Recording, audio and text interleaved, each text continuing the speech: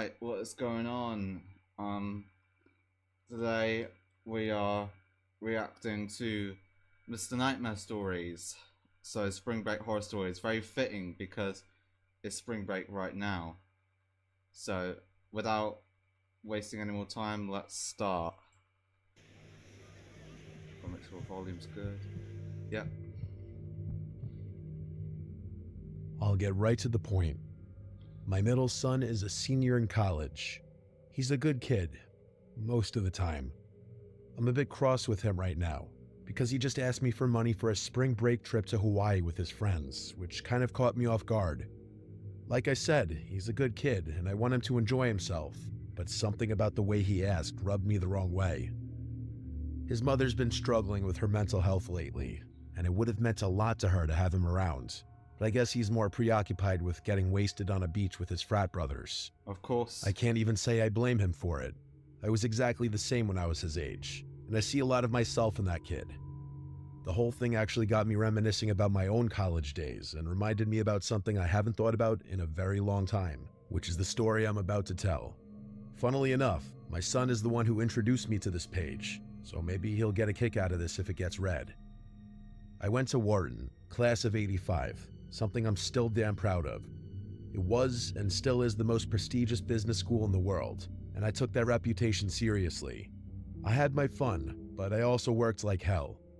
It was a different time back then. A lot of my classmates were crazy, like Wolf of Wall Street crazy, and I did my best to avoid getting swept up into that life. My junior year, though, I did something a little impulsive. I was dating a Puerto Rican girl named Maria Munez, who I remember fondly.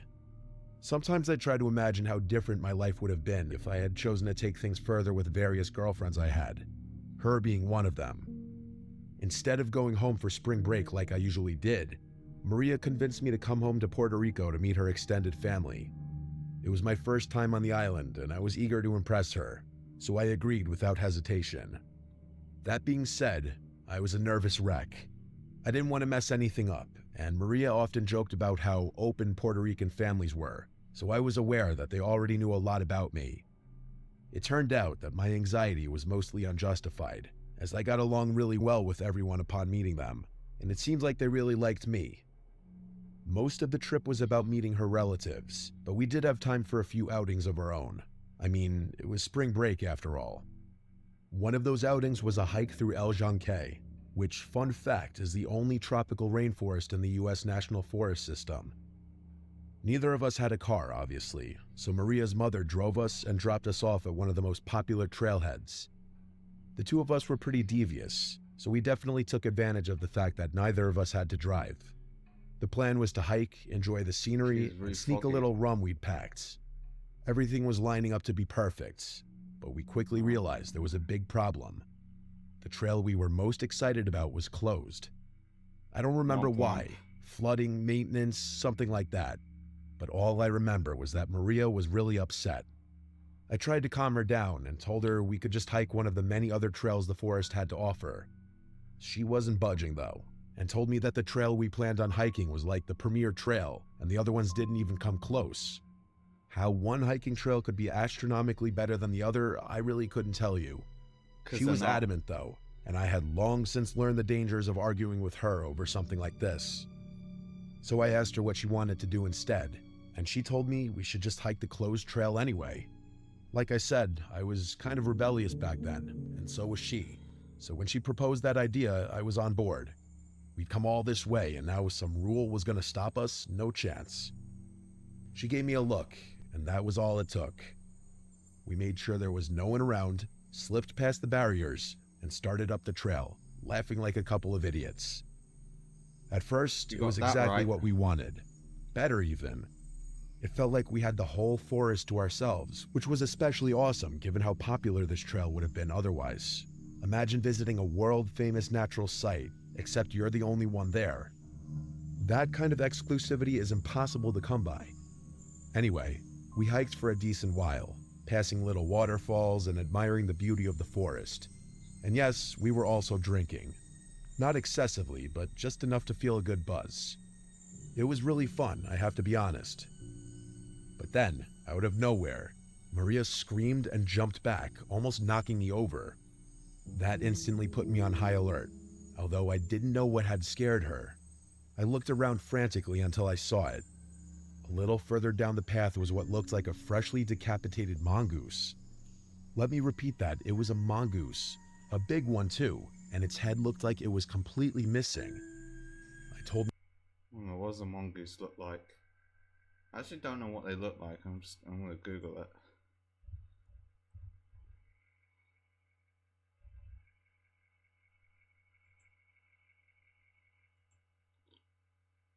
Ah. Okay. Right, okay. So that kind of similar to meerkats almost.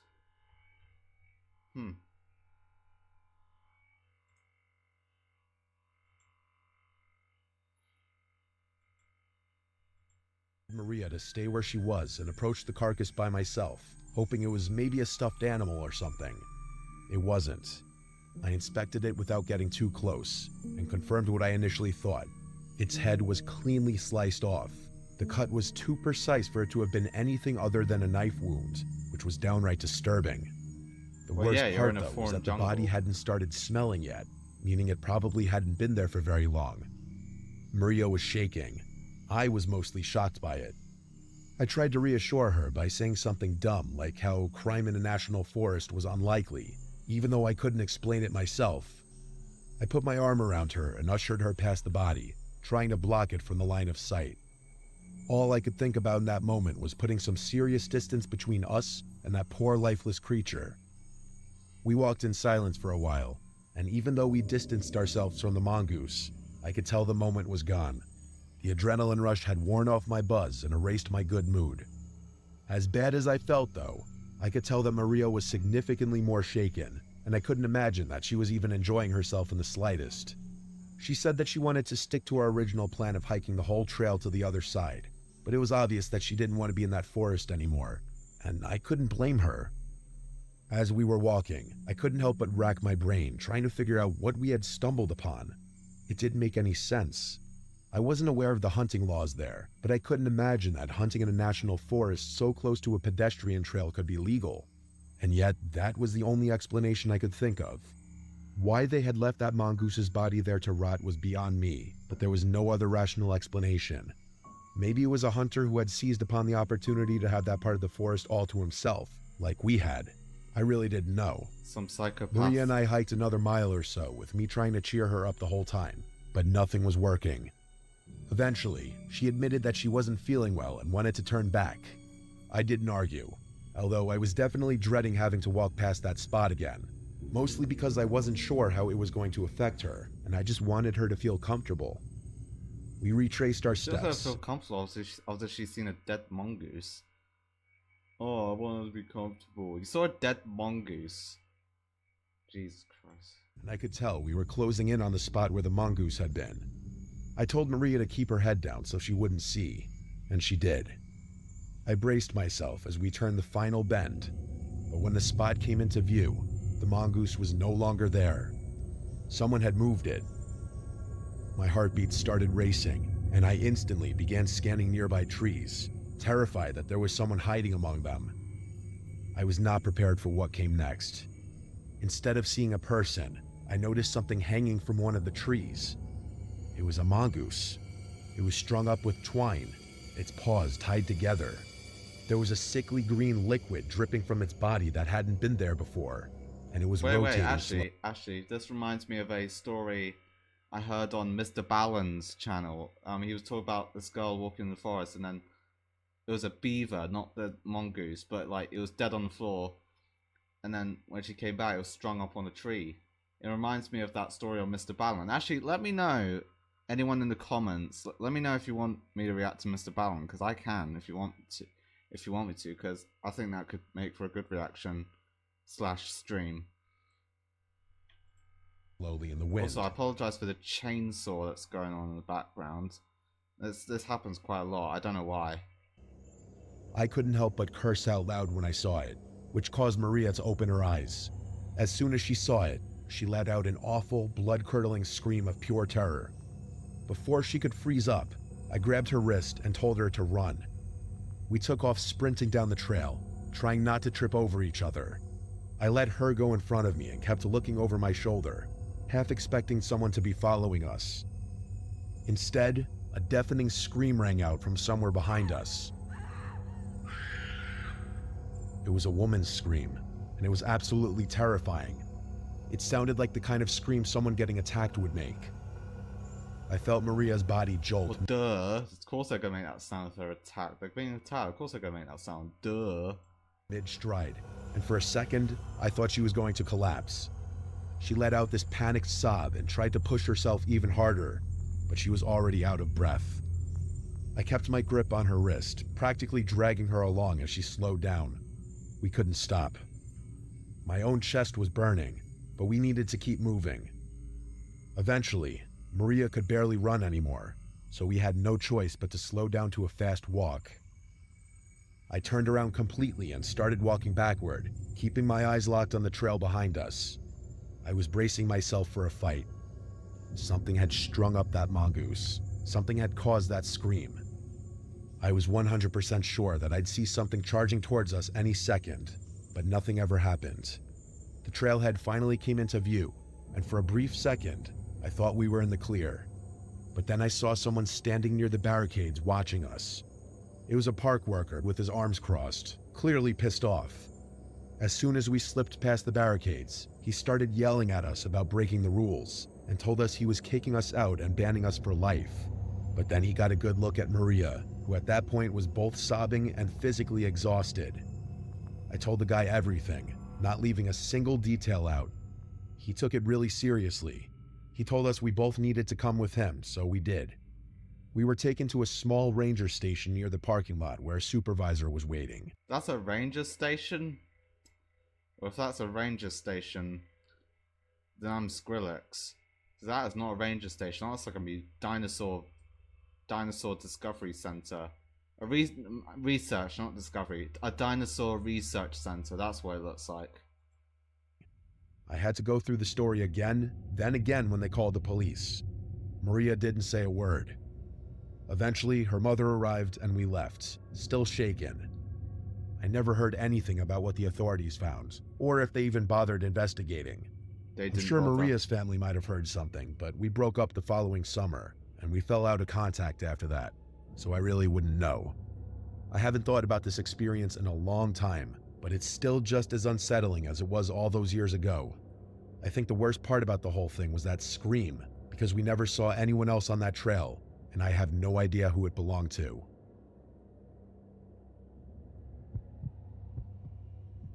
Logan T. Thank goodness it's not by Logan Paul, am I right, guys? I'd consider myself a pretty laid-back guy. I'd say the same about most of my friends. This happened last year, so I'll get right into it.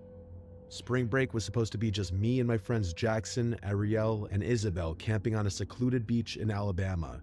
No crowds, just stars and waves. We got there late, later than we planned. We parked in the closest lot and began walking toward the beach. The place was dead quiet. No other campers, no fishermen, nothing but empty sand stretching for miles. According to Isabel, who was familiar with the area, locals sometimes use that part of the beach for overnight fishing, but that night it was empty. It wasn't fully dark out yet, but the sun had started setting, so we'd need to set up camp quickly. Jackson and I began pitching the tents. Since I had driven, I had brought my dog Bean with me. He was a Doberman who loved the sand, so we all got a kick out of watching him run and roll around. At one point, Ariel pointed out a car in the distance, saying it had driven by twice already. I turned. An old, beat-up-looking SUV slowly rolled past on the narrow access road that ran parallel to the dunes. The access road was a little more than a strip of packed sand, just wide enough for one car. On one side was the beach where we were, and the other side was a line of shrubs. You couldn't really see the main roads from where we were. The car drove by and ultimately disappeared down the road. The four of us shrugged it off and went back to setting up, and by the time we finished, we decided to crack a few beers and chop it up in a circle. The girls drank seltzers instead of beer, which we made fun of them for. It was almost fully dark at that point. Well, seltzers probably aren't. I can't remember who noticed it first, but that car that had driven by was back again, only this time It stopped when it was parallel to us. Why does that look like a Pac-Man? Why does that look like Pac-Man, that shape in the sand? Kind of looks like Pac-Man almost. Or a lily pad. The driver's door opened and a man got out. I could tell it was a man because he was really tall, although I couldn't make out any features of his face. He began walking towards us, and the girls got nervous. Jackson and I told them not to worry, and we got up to go intercept the man before he could reach our campsite. Bean was already on high alert, so I told him to come with us. As we got closer, I started to notice that he was walking oddly. Darude Sandstorm. There was this slight limp in his walk, and he almost stumbled a few times. When we got close enough, Jackson said, "How's it going, man?" Trying to keep things light. The guy didn't waste any time. He immediately said, "You're on my property." He slurred his words a bit, and I figured he was a little drunk. I told him we thought the beach was public land. Keep in mind, it was really unlikely that some dude owned the beach. There were no private signs anyway. There isn't. After I said that, the guy didn't answer. Instead, he pulled out a knife. Bean started growling in response to the man's body language, which honestly should have scared the guy off given how scary Dobermans look. Always ghosts in here, you know? So it's like a running joke on my streams. There's lots of ghosts just coming in, wanting to interrupt. But he didn't budge. Instead, he started running towards us with his knife outstretched. Bean charged at him and jumped to attack his arm that was holding the knife, causing him to fall to the ground. I yelled no at the top of my lungs as I didn't want my dog to get stabbed, but Bean somehow got the dude to drop the knife. The man screamed in pain as Bean bit his arm. I whistled for him to get off and he listened to me. He ran back to my side but kept his eyes on the guy who was now writhing in pain on the ground. Eventually, the guy got up and started running back towards his car. Jackson and I ran back to the girls, telling them everything. By the time we finished, that SUV had driven off. The girls wanted to pack up and carry everything back to the car, but there was a part of me that was nervous about that plan. That guy was unhinged. There was no telling what he'd do, and I wasn't keen on walking in darkness with my hands full. Isabel made a good point though, saying that he might return with a gun or something. I told Ariel to call the police and tell them where we were and what happened. Once the police were close by, the four of us started walking towards the parking lot with our stuff. Bean was on high alert, and I have to admit the only reason I felt even remotely safe was because of him. I noticed lights up ahead near my car, and I was relieved. The officer stepped out to take our statements, and I was not ready for what happened next. He quickly pointed out my car's tires were slashed, and I was horrified to find out they were. The officer unholstered his weapon and told me to unlock the car, which I did. He opened my trunk, but thank God it was a false alarm. The officer was nice enough to help me with my tire situation. Thank God we brought Bean with us that night. But wait, hold on. What do you mean false alert? So he was not hiding in your trunk or your boot, whatever you want to say. To be honest, for a minute, I thought he was gonna be in there, but yeah. That guy was probably a drunken lunatic. It could have probably been a quadruple murder if he had gotten his way. Finding a nice secluded place to hang out is definitely an awesome time, but it obviously comes with its risks.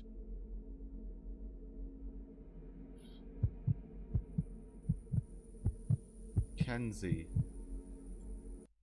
Ziegler? I think so. It was spring break 2023. My friend Michelle and I booked a trip to Miami for a weekend. It was both of our first times in Miami. We were both 22. We stayed at some full house rental in Wynwood, which was like a 20-minute Uber from the beach. We got there on Thursday and we were staying until Monday. We landed pretty late in the day Thursday, so we just went out to some nearby bars for the first night. It was fun. The following day, we Hold on a second.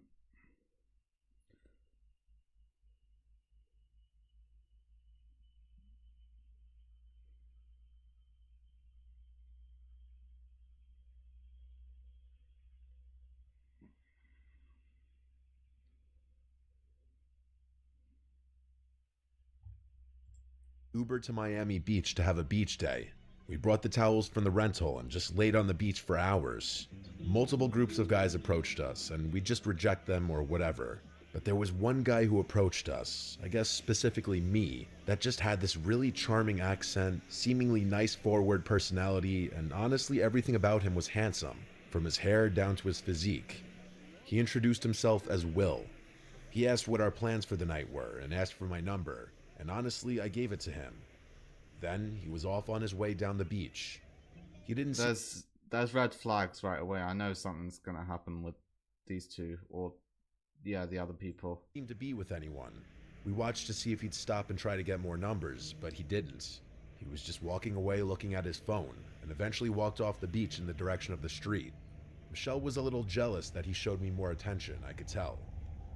Later that day, after the beach and some bars, we left Miami Beach because it was a little too crazy for us. Definitely because it was spring break, but it was just a bit much. We returned to the rental with some drinks and snacks from a nearby store.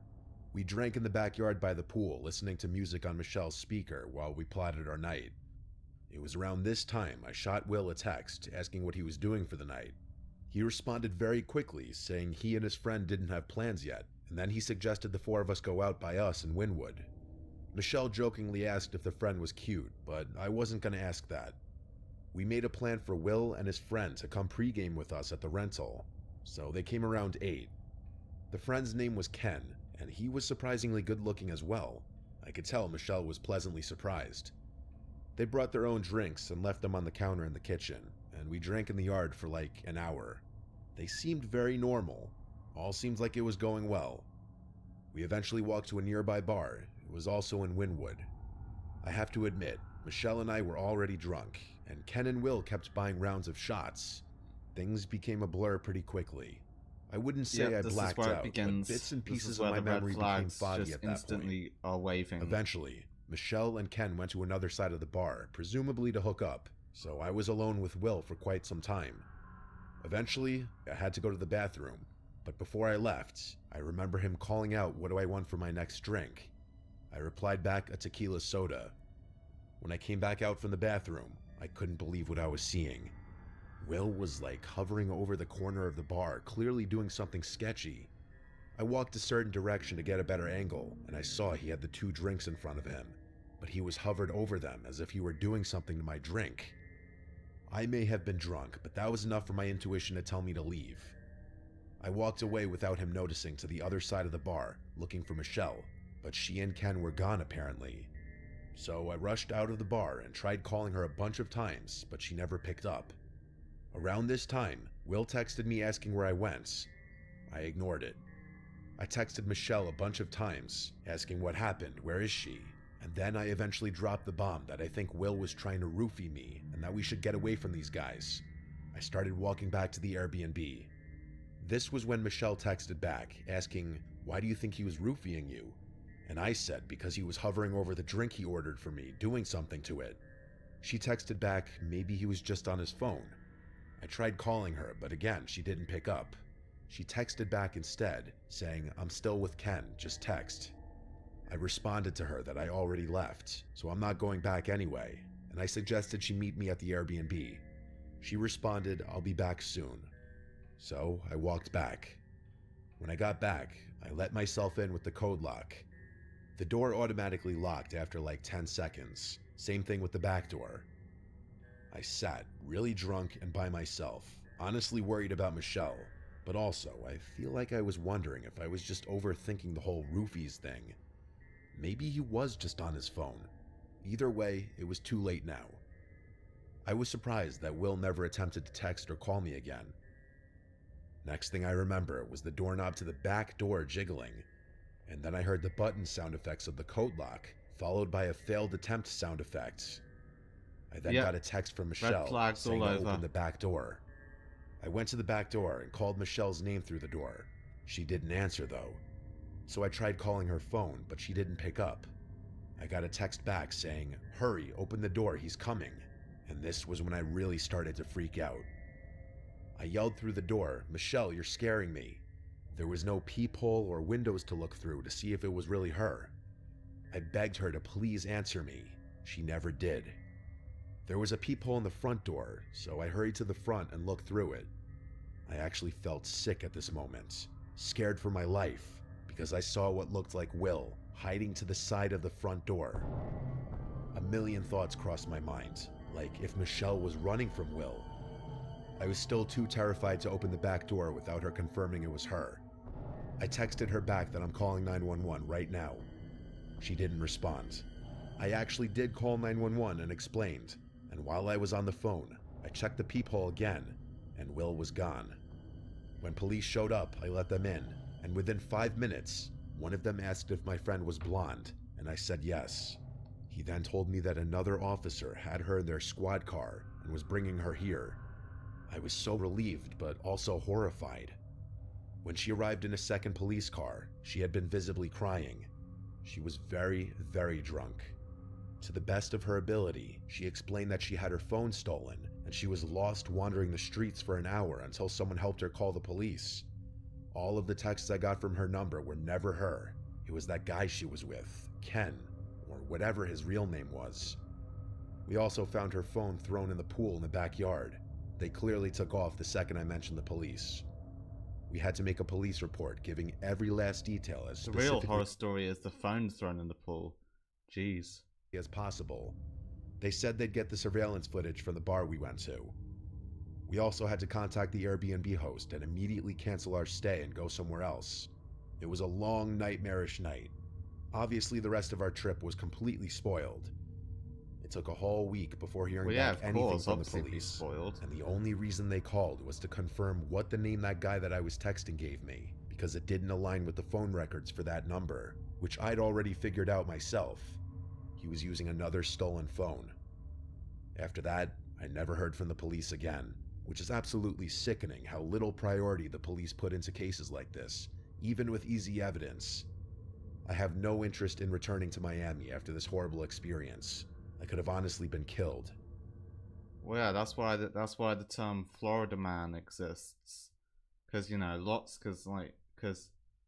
because Florida is basically like a real life circus, pretty much. So yeah.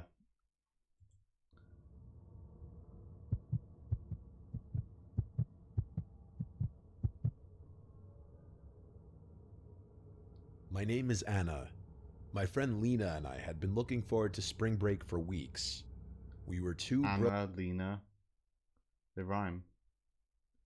broke college juniors desperate for a change of scenery, but neither of us could afford the classic trip to Mexico or Hawaii, so we were kind of restricted to somewhere in the continental US, preferably not too far away.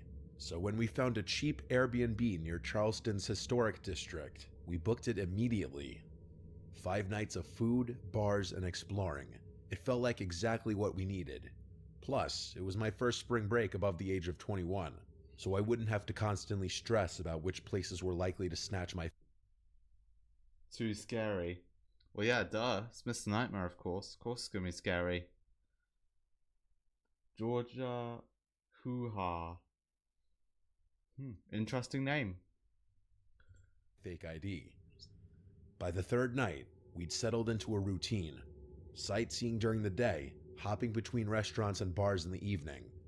I'm not a heavy drinker, and neither is Lena, so we were getting more enjoyment out of just experiencing what the city had to offer. Early that evening, we ended up at this tiny seafood spot we had found online. Fried shrimp, hush puppies, sweet tea, you know, that sort of vibe. The place honestly felt like if you want to get food poisoning, go for it. I mean, if you want to have that, then just go for it. I won't talk you out of it. Gem. And I was impressed that Lena had been able to sift through all the touristy stuff to find something a bit more authentic. The good vibe didn't last though. We were halfway through our late lunch when my phone buzzed. I glanced down. It was a number I didn't recognize. The message just said, "Hey." I stared at it for a few seconds before showing Lena, asking her if she knew the number. She looked at my phone and said she didn't. Well, of course. Well, I mean, that's not true. Kendrick Lena knows everything. I mean, that's a silly question. He knows everything. Of course he's gonna know that. It was just a scam or something. Well, she's gonna know that. Whatever. Usually those scam texts say more than just "hey." Maybe it was a wrong number. I typed back a quick "who is this?" and went back to eating. Lena and I were laughing about something silly when another text from that same number popped up on my phone. It said, "Look outside." That one made me pause. I glanced toward the window next to our Pause table, moment. expecting to see someone waving or messing with me. Maybe one of my friends from school had coincidentally taken a trip to Charleston at the same time we had. But there was nothing, just the street with people walking by like normal. I told Lena someone was messing with me, and she agreed, saying it was probably One way into the restaurant. If you go in there, you can't get out. There's only one way into the restaurant. just a prank. I laughed, but the thought of that really It's creeped like for a Chester Hotel, you're just trapped in there. You can't leave. me out. None of my friends were really the type to do that, but I guessed it could have been some guy who had previously hit on me and was bored or something. Up until that point, the whole thing still felt harmless, but then another message came through, just a few minutes later. It said one word, Anna. That stopped me cold. If this person knew my name, it definitely wasn't a wrong number. Probably not a scam either. I gasped and showed Lena, and she reminded me about something I had completely forgotten These about. damn ghosts. These ghosts always. The ghosts always walking outside. Sometimes coming in here. You know what ghosts are like. On our first day in Charleston, Lena and I had entered one of those giveaways at a local cafe. It was one of those win a free meal promotions where they ask for your name and number and a few other things. It had completely slipped my mind, but as soon as Lena brought it up, that's all I could think about. I hadn't given my number to anyone in Charleston either, so it made sense. I told Lena whoever was texting me probably had her number as well, and the two of us kind of freaked each other out. Dinner wasn't as fun after that.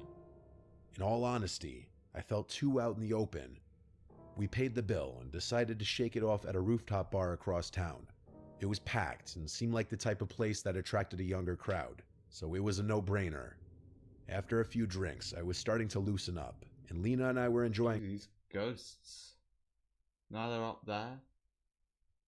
They're up there too. Gee, these ghosts are crazy. Ghosts always just move mad. ourselves again. But of course, that didn't last long. I got another message from that number, but this one was so much worse. It said, "That's a nice red jacket." I went stiff. I was wearing a red jacket. In fact, I was one of the only people there who was even wearing red. I looked around frantically, but it was useless. The place was crowded, filled with people laughing and drinking, but no one was looking at me. At least, not obviously. I showed Lena the message, and she said we should leave. The two of us started making our way back to the Airbnb as cautiously as possible. I kept glancing around behind us to make sure we weren't being followed, and we weren't. By the time we got inside, I bolted the door and double-checked every lock. We shut the curtains and locked all the windows too, trying to convince ourselves we were just overreacting. But an hour after we got back to the Airbnb, we started getting hungry, but neither of us wanted to leave. We ordered Uber Eats instead, picking some random burger place a few blocks away. I always had my Uber Eats setting set to leave at door by default, as I had a really bad experience with a delivery driver a while back that I don't want to talk about. The estimated wait time was 50 minutes. This is probably it. This is probably it. This is probably what happened right here. It's not a problem didn't happen long ago. This is probably why you don't want to talk about it. Which felt like forever. We distracted ourselves by watching some dumb reality show, trying to shake off the lingering paranoia from earlier. For a little while, it worked. Eventually, there was a knock at the door. I looked down at my phone and saw a notification from Uber Eats saying the driver was arriving. I was confused though. Normally, Uber Eats would send a photo when the food was dropped off, so I wasn't too sure why our driver had knocked on the door. I looked at Lena, and she looked equally confused. I got up and checked the peephole, and yeah, it was a random, bulky-looking dude in a hoodie holding our bag of food. He just looked like a normal Uber Eats driver. I watched for a few moments, expecting him to set our food down and leave, but he just stood there. After a while, he knocked on the door again and said out loud, "Uber Eats for Anna." I said thank you and that he could just leave it out there, but he still didn't move. There was a long pause, and then he finally said, "It's him from the texting. It's him. Red flags going off. Red flags. I needed to Although come out I mean, every scary story has red flags, man. That's why it's scary. Duh. and sign something real quick. That wasn't right. I exchanged a knowing Yeah, glance sign your death sentence if you go out there. with Lena. Something was very wrong about this. She immediately pulled out her phone and dialed 911, mouthing, "just in case," to me. I wasn't going to argue. Looking back, speaking out loud to that guy probably wasn't a smart choice, because after that, he started knocking on the door more aggressively. He kept saying that he had other deliveries to make and that he just needed a quick signature, but I knew that was BS. When I didn't respond... Yeah, you don't... deliveries don't even require signatures. So I'm not sure what kind of BS excuse that is. He started jiggling the doorknob. When it didn't budge, he started banging on the door, shouting my name. I honestly thought he was going to kick the door. That actually sounded so realistic in my headphones. I thought it was coming from my door right there. I thought it was coming from like my office door. That sounded so real in my headphones. I kind of paused for a minute there. Door down, and I don't think Lena and I would have been able to fend him off had he done so. But then I heard a siren in the distance, and the banging on the door stopped. I heard the bag of food fall to the porch, followed by rapid footsteps running away from the house. There was quite the commotion on our yard. We heard officers yelling and sirens blaring. Lena and I rushed to one of the windows just in time to see two officers tackling that guy in the hoodie a few houses over. We didn't dare go outside, but we watched as they put him in cuffs and escorted him to the back of one of their cars. The officers wasn't too fast getting away. It wasn't that fast. And also, it's nice to hear some criminal's been arrested, because usually in most Mr. Nightmare stories they just get away and nothing's done, no evidence, no nothing. But so it's nice change of pace to hear. Came to our house and we told them everything, including the text I had been receiving. By some miracle, one of the officers had been patrolling just 2 blocks from our Airbnb when Lena placed the call, which explained how they showed up so quickly. Thankfully, we were in a very happening area. They took our statements and told us we'd be hearing from them soon. It turned out our cafe theory was spot on. He worked there. He had taken photos of the giveaway forms and had been following us since that afternoon, probably because we had written down that we were just visiting for spring break, and that made us easy targets or something. The cops' running theory was that he had followed us home from the bar and waited outside our house. When the Uber Eats driver pulled up, he must have convinced him to hand over the food, maybe pretending to be my boyfriend or something. The guy also apparently had a criminal record, which made the situation even worse. Well then that pretty much says all that pretty much says all you need to know, and all I need to know. With someone with a very violent history, and that was downright terrifying. The rest of the trip kind of sucked, and when it got time to leave Charleston, I was relieved. I still don't know what that guy's plan was. Maybe he thought if we opened the door, he could push his way in and do God knows what. Either way, I tried not to think about what would have happened if Lena hadn't called the police when she did, or even worse, if the police hadn't been able to get there in time. Probably would be dead. Okay, oh my god, what is this? This is what happened when he left Sesame Street. Okay, that is it for that one. Let's do this one. This looks good.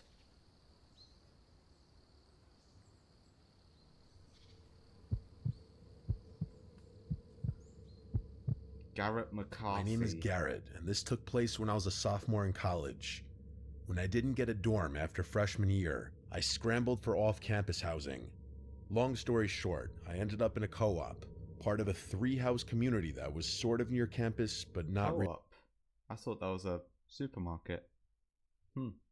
Seems like they're branching to America now. Interesting. It wasn't ideal, but it was cheap, and I didn't have many options. Plus, I had a bike, so I didn't really mind the extra travel time. I prefer Asda because they have Prime and Feastables. Oh, by the way, for people watching, drink Prime and eat Feastables. The residents were young students like me, but there were a few exceptions. There were a handful of alumni, 1 or 2 TAs, and a few older people getting their degrees later on in life. But the person who immediately stood out to me was an older woman who lived in one of the other houses.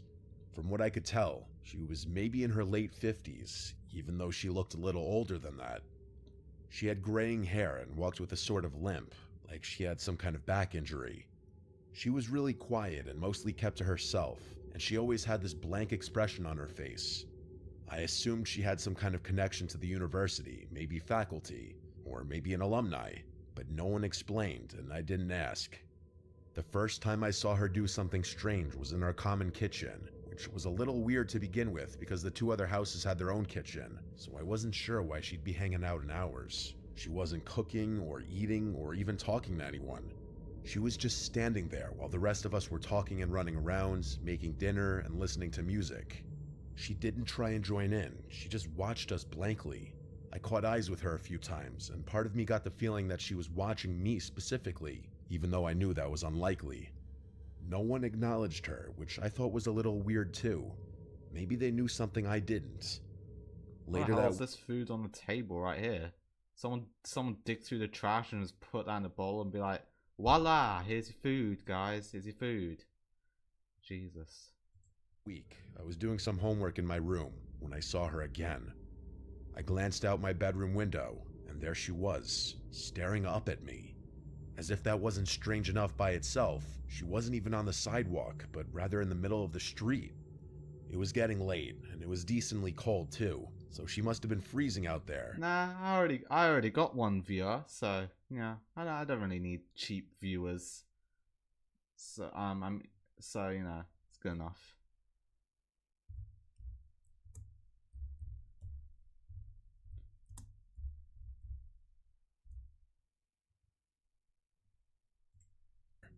I couldn't tell if she was looking into my window or just in the general direction of the house, but I felt like she was staring at me specifically.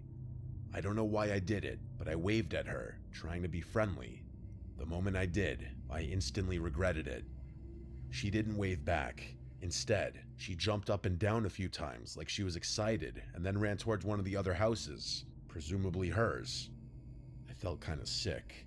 Not only had I acknowledged her, but I had confirmed that she had been looking into my room the entire time, and even if she hadn't, she now knew which room was mine. Later that night, I asked one of my housemates about her. You just sealed your fate, buddy. He told me that that woman had always been there, and that I should try my best to ignore her like the rest of them did. I inquired further about her, but the guy genuinely didn't know anything, and said he was just— I inquired further about her. Gee, God. Repeating what someone had told him when he moved in. It didn't sit right with me, so I asked around until I got some semblance of an answer.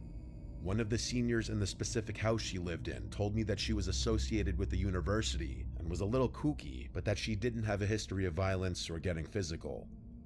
I asked him why no one found that as strange as I— That's foreshadowing, because something's probably gonna happen that's violence later in the story, so that is very subtle foreshadowing, that is.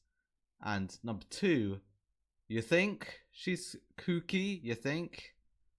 After staring at everyone and looking in someone's bedroom window, you think? I did, and he told me that they really couldn't control who lived there, as that decision was up to the property manager. Oh look, even he agrees. Look, when I unpaused the video, the person said, I did. So, it's good to see someone agrees with me. I wasn't fully satisfied with that answer, but there was nothing I could do, so I tried to— Well, that's my answer, so just deal with it. Block her out of my mind. But then it got worse. Do that. One night, I walked out of my room and nearly ran into her. She was in the hallway, standing right in front of my door. I literally jumped back because she caught me so off guard. It was past midnight on like a Tuesday, so the house was mostly dead. She didn't say anything when she saw me. She barely even reacted. Instead, she just turned and walked away as if I were the one who had intruded on her. I'm not going to go into every little detail, but there were several more occurrences like that one where I caught her either snooping somewhere where she had no business being, or doing something she had no business doing. At some point, I lost my room key. All three houses had once been part of the same hotel, so all the rooms had personal locks and keys. It was a co-op, so most people just left their doors unlocked. But I was someone who couldn't sleep comfortably knowing someone could just walk into my room, so losing my key was a big deal. Everyone had a spare, including me, but I was pissed because I'd have to go make a copy of the key, and that was an extra annoyance I couldn't afford at the time. A few nights later, I woke up randomly in the night. I wasn't sure why at first, but then I heard it. There was a soft bumping coming from my closet every 20 seconds or so. Yep, time to It get the sounded like old something shotgun shifting out. behind the door, like something was moving inside of my closet. I'm not one to scare easily, and I'm definitely not one to be helpless in a dangerous situation, so I was going to deal with this myself. I quietly got out of bed and took a deep breath. I slowly walked over to the closet, trying to keep my breathing under control. My heart was racing. In one fluid motion, I ripped the closet door open and screamed like a crazy person. Just as I expected, the woman was in there.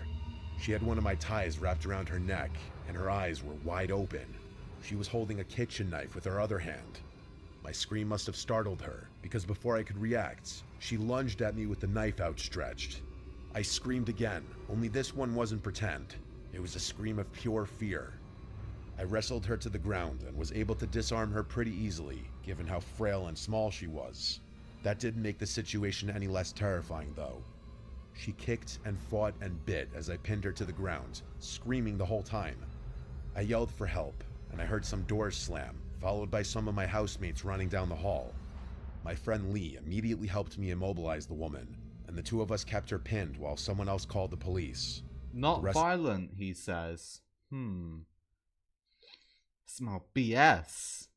I smell a bunch of it. Smell it everywhere. The night was a blur. The police got there quickly and arrested her on the spot. By that point, she had stopped screaming, but she refused to say anything either, which was extremely unsettling. The cops found my room key on her. Real big shocker there. A few weeks later, we got our answer about who she was. Apparently, she was the property manager's sister, who he had been letting live there under the radar. She had severe mental health issues, and instead of getting her proper care... Oh, really? She has severe mental health issues. I guess that behavior was just a figment of his imagination, I guess. Oh, no big deal. I guess we could just move on then. He had just thrown her into one of the unoccupied rooms. I believe the property manager was eventually arrested for negligence and a slew of other things, and rightfully so. I honestly blame him so much more for what happened than her. If anything, I feel bad for her. No. Blame her. She nearly killed you, so maybe blame her also. And don't feel bad for her. Don't feel bad. I'm going to skip the part where he says he feels bad for her. College. But I don't think I'll ever be able to look back on my time here without thinking about that night.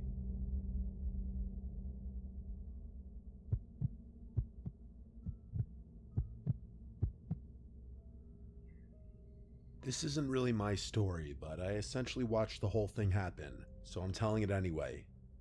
I've lived in a modest 2-story home with my husband Benjamin for the better part of 20 years now. All of our kids are out living their own lives, and I couldn't be prouder. What I'm about to tell you happened last year. Someone had just moved into the house across the street, which was really nice because I was getting sick of looking out at a vacant house all the time. I'm retired, so I spend a lot of time on my front porch, knitting. Oh my god, I have to look at a vacant house across the street all the time. Oh my god, so terrible. Where, cry, boo-hoo, where. Cry me a river with your crocodile tears. Oh, I have to look at an abandoned house. Grow up. Eating, enjoying the weather with my husband, you name it. I also listen to a lot of true crime podcasts out there, and sometimes I'll just play music. The person who moved into the house across the street was a young guy, maybe mid-20s. He drove an expensive-looking BMW. Someone normal, unlike you. And always dressed in flashy clothing, so I figured he was either well off or seriously pretending. I hope I'm not giving the wrong impression about him. He was actually really sweet. He introduced himself to us after a few days. His name was Quinn, and he was a few years out of college, like I had guessed. First name Harley. Okay, I'll see myself out. He was a really bright guy and got along really well with Benjamin. They laughed and talked about sports, and Benjamin even dropped a few of his own college stories that I hadn't heard in a long time. Quinn said he worked in the entertainment industry and that he did freelance work for some internet personality person, whatever that means. It kind of went over my head, but So it I must know have the been age of this author who wrote the story, an old Karen. lucrative. He looked pretty wealthy, like I said. He talked about stocks with Benjamin and told us about some of the investments he was making. All in all, he seems like a nice guy. Okay, internet Things were personality and stock. Logan Paul with the crypto zoo scam? normal for a few months. Like I said, I Definitely spent a couldn't lot be of Sam Bankman-Fried. He's in prison, and he was never on the internet. time on my porch, so Quinn would often wave to me when leaving his house, and I always waved back. I can't remember exactly when, but I started noticing the same girl going over to Quinn's house every so often. She drove a little white convertible and she was pretty, young, blonde, the type of girl you'd expect a guy like him to date. To be frank, she dressed a bit scandalously, which I didn't fully appreciate. I figured she was his girlfriend, maybe checking on the house while he was out. She had her own house key, so it made scandalous. Oh, don't appreciate it. This author's such a Karen. sense. It became a regular thing. Once, maybe twice a week, I'd see that car roll up while Quinn was gone. She'd go inside, stay for a while, then leave. I didn't really understand what she was doing, but young people date differently these days, so I kept my thoughts to myself. Young people Then, date one differently. I saw them together. Quinn pulled into his driveway with her in the passenger seat. That confirmed it. She was his girlfriend, just as I had assumed. But shortly after that day, things started getting tense. At least, that's what it seemed like. One afternoon, I was out tending to my little garden when I heard shouting from across the street. Quinn and the girl were standing in the driveway, yelling at each other. I couldn't catch what they were arguing about, but I didn't need to. She kept throwing her hands in the air, practically spitting her words at him. It looked like she was going to strike him. Eventually, she got in the car, slammed the door, and tore off down the road. Quinn shook his head and went back inside. I don't even think he noticed me. I figured it was a lover's spat. Every couple fights, and it wasn't my place to butt in where I was unwelcome. But then I saw that girl's car in front of his house again when he wasn't really? home. You're a Karen, isn't that your job? Not once, not twice, but multiple times. I told Benjamin, and he said it was rude to pry and that I should just leave the poor boy alone, which I agreed with. But then came the night everything went sideways. Benjamin and I were asleep when we woke up to sirens blaring outside. We rushed outside, joining the handful of neighbors who had come out to see what was going on.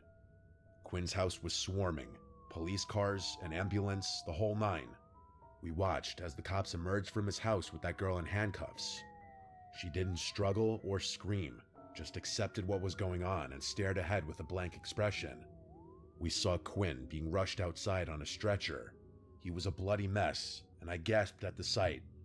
We didn't see him for a week after that. I was worried sick. When he finally came back, Benjamin and I walked over to check on him. He let us in without hesitation and told us everything. A little bit too far. Apparently, that girl, her name was Ellie, had confessed to everything, making things easy for the police. For starters, she wasn't supposed to have his house key. She had stolen his spare and made a copy without him knowing. According to him, she started asking him for things. Fancy dinners, jewelry, expensive trips. When he hesitated, she got possessive and angry. Giving gold digger vibes. Which was when things started going downhill in their relationship. Every time she had shown up unannounced to his house, he hadn't been aware. She had access to his location through his phone, which I didn't even know was possible. She had gone through all of his stuff, but worst of all, because you were born in the 1800s. She had planted hidden cameras in his room. Every time she went back to his house when he wasn't there, she was replacing the camera batteries and making sure they were still working. The argument between them that I overheard was Quinn's attempt at breaking up with her. She refused, and Quinn reluctantly agreed to go on a break. Ellie had seen everything through the cameras, and the next night, she went to his house with a knife. I'm not going to explain the rest, you get the idea. Somehow, Quinn managed to get her to the grounds, but not before I hope she got a lengthy sentence and the US justice system did their job right, because I know that they give out rarely much sentences, so hopefully they did a good sentence. Seriously injured him. The doctors said he was an inch away from needing surgery or dying. Benjamin and I tried to console him, but he was visibly shaken. The last thing he said before we left was that he had learned his lesson about flaunting his money, especially around pretty girls. He moved out not long after. He said he didn't feel safe in that house anymore, and that his ex had tons of friends just like her, and he didn't feel comfortable with the thought that they might have known where he lived. We never saw him again. I pray to God he's doing okay. No one should ever have to go through something like that, especially not someone as young as him. All names in the following story has been changed. That's how you know that this something's about to go down in this story. When I moved into my new place, I was just looking for a fresh start. I won't get into the details, but let's just say I had a bad situation with an ex that made staying in my old city impossible. It's the guy from the story. I ran into some money early in life and made some bad decisions about the kind of women I surrounded myself with. Lesson learned. The neighbors say 90% of them were parents of young children. Myself would easily blend into a community like that. I spent the day making small talk with strangers. I had gotten accustomed to being greeted by someone. Hell, he looked even younger than me, which was definitely a shock. I recovered quickly and went ahead with my new-to-the-neighborhood spiel. As I went on, he flashed me this massive smile and actually cut me off before I could even finish talking. He said something along the lines of, "Oh wow, someone who was born in my decade, what a nice surprise." I laughed and told him the same thing, venting to him about how out of place I felt as a single guy in his late 20s amongst so many families with kids. He told me not to worry about that, and that most of the people who lived here kept to themselves, which was kind of a relief for me. He introduced himself as Damon, and told me I should come by for a drink sometime. Damon Marley. I shrugged my shoulders and said, hell, why not right now? To which I expected him to laugh and invite me in. Instead, though, he looked over his shoulder like he was scanning his living room, and then he turned back to me, saying he wished he could, but he was busy working. I asked him what he did for work, because it just seemed like a normal follow-up question to what he said, and he dropped his smile a bit. After a weird stare, he laughed and just said, finance, but didn't elaborate any more than that. Something's going on. It's definitely not finance. Yeah, I think he might be involved in something. Which I thought was a bit strange. I told him fair enough and asked if he had any roommates. To my surprise, he told me he lived there alone, which was absolutely insane to me given how big the house was. We chit-chatted for a few more minutes, and he gave me his number before going back inside. A few minutes. I was excited that someone my age lived here, especially because he seemed sure like a you're in really your chill 20s, guy. buddy? But I couldn't get over how odd it was for someone like that to live all alone. And yeah, I know I was essentially doing the same thing, but you have to keep in mind my house wasn't even half the size of his. Anyway, I went back home and got on with my life. That was about 6 months to try and set something up, but he'd always complain about how busy he was and how sorry he was that we couldn't hang out. Eventually, I gave up with him. Not in a hostile way, just in a you do you kind of way. I'm definitely not the type of person to bend over backwards for someone who seems disinterested. I never saw anyone coming or going from Damon's place. No visitors, no parties, no girls, nothing. He never even got takeout delivered, which was strange to me because his car was always in the driveway. I genuinely didn't know what he ate because I literally never saw him leave the house. The guy lived like a ghost. I work from home. Yeah, he's definitely in hiding of something. The office in my house is on the 3rd floor, which overlooks Damon's property, if you're wondering how I knew so much about his living habits. I know it sounds obsessive and a little creepy, but his house was also just a glance away from my monitor, so I couldn't help but look over from time to time. Oh, well, that explains it then. One night, it was a Wednesday night. I remember that distinctly. I woke up around 2 a.m. to the sound of loud music. I sleep with my windows open, so that's probably how I woke up so easily. At first, I thought I was imagining it, or it was part of a really vivid dream I was having, but I was wrong. I got out of bed and peeked out my window, and there they were, 7 or so cars lined up in Damon's driveway. There was no mistaking it, he was having a party. Now, don't get me wrong, I'm not the type to complain about some noise. I've been to my fair share of.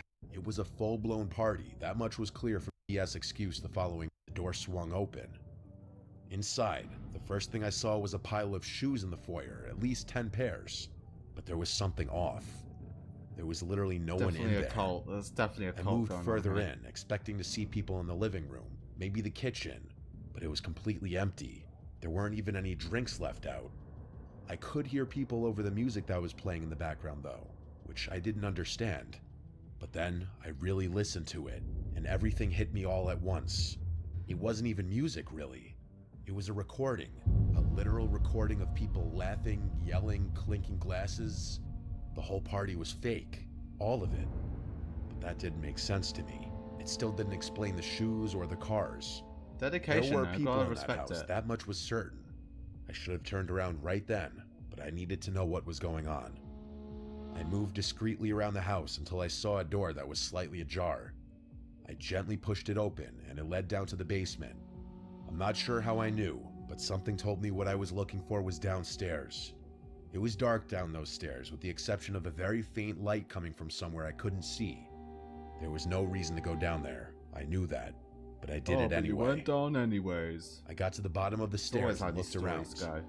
The light was coming from another door somewhere deeper in the basement.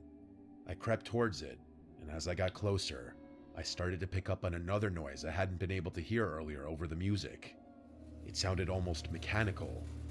It was this heavy, rhythmic grinding, like heavy machinery or a buzzsaw or something. Because it is I got heavy a little machinery. closer, close enough to see through the crack. There were 3 people standing in there, looking across the room at something that was out of view. They were all older-looking guys, significantly older than Damon. They were wearing heavy-duty work clothes and had on these protective goggles and thick rubber gloves. I also realized they were wearing what looked like work boots, even though I had seen all those other shoes upstairs. Under different circumstances, I Yeah, would have that assumed shoes that they were upstairs was construction definitely workers. a cover-up or something. I really wanted to see what they were looking at, but it was too far out of view. After a few seconds of me just standing there, I started to pick up on this awful bleach smell, or some kind of cleaning solution. That's They are what did it for dissolving a me. body. I started to feel this awful pit in my stomach, like my life was in danger. I can't explain it. I turned to leave, trying to be as quiet as possible. As I was finding my way back to the stairs, the light from behind me suddenly dimmed, like someone had shut the door behind me. I didn't actually hear the door over the music, but I felt it. I sprinted up the stairs as fast as I could. I ran through the house and burst out the front door. I didn't run directly to my house. I jumped my own fence and made it to the backyard. I slipped in through my side door, locking it behind me. My chest was pounding, but under no circumstances could I let Damon or any of those other guys know it was me who had been snooping around. I gathered myself and went up to my office, Yeah, it's safe making to sure say all the lights Damon up there is were dead. off. Let's I just crouched say down that right below the now. window and peeked over at Damon's house. There was no one there. But then, a few minutes later, the front door flew open and like 8 guys poured out, scanning the yard, the driveway, the street, but Damon wasn't with them. I could tell because everyone looked older, like those first guys I had seen. A few of them looked like they were arguing about something, but I couldn't make out what they were saying. One of the men actually shoved one of the other ones, and I thought they were about to start fighting in the street, but they didn't. Eventually, they all went back inside, and the music stopped soon after that. I stood at the window, trying to make sense of what had just happened. Well, I thought looks about like it's calling their the property cops, now. but what would I even say? The music wasn't playing anymore, and there was no real crime I could actually report. The thing I couldn't understand was how none of my other neighbors had a problem with the loud music, especially since most of them had children. So the neighbors I in on figured it or if something. they hadn't been able to hear it and I called the police, Damon would know it was me. And the shoes, I had no idea what that was about either. The people I had seen were all wearing boots. Yeah, So it's did they definitely bring giving extra a pairs of cult shoes kind of just to leave in the vibes. foyer? I had too many questions and I didn't know what to do, so I just went to bed. The next morning, I woke up and looked out my bedroom window. Every single car was gone, including Damon's. I went upstairs to try and get some work done, but I couldn't concentrate and found myself looking for a walk, partly to clear my head and return, or his car didn't at least. I was baffled with every passing day. I still couldn't figure out how my other neighbors had been able to sleep through all the noises that night, so I just straight up asked them. I went to a few houses and asked them if they had heard even after I told them which house it was coming from and how late now. The crazy thing is Damon still hasn't returned, and it's clear no one is Because he's maintaining his house, dead. as the grass is starting to get really long, and there's an untouched pile of packages leaning against his front door. I don't know what to make of this. It could be nothing, but I feel like no one would it's go to definitely such not lengths nothing, to it's disguise what they something. were doing with a fake party, unless it was something illegal. But would people going to such lengths really forget something as important as locking the front door? Maybe that's what those guys had been arguing about. I really have no idea, and the fact that none of my other neighbors seemed bothered by it makes me think I'm involved in some huge conspiracy or something. I know I'm just being paranoid, but I just have so many unanswered questions. When Damon returns, if he ever does, I'm debating whether or not I should just go and straight up ask him. I have a theory to what happened. So, Damon was involved in some kind of like mafia, I think, and he was in hiding. That's why he never came out of the house. And then those guys that were over killed him, and they bleached him and were like doing stuff with drills and all that. And then they came out of the house, took his car to leave no evidence behind. So it's safe to say Damon's dead. That's why his house is unkept. Anyway, that's an ending to the stream. Wow. That is it for the stream. Thank you for watching, and yeah, see you next stream. My longest stream yet, actually.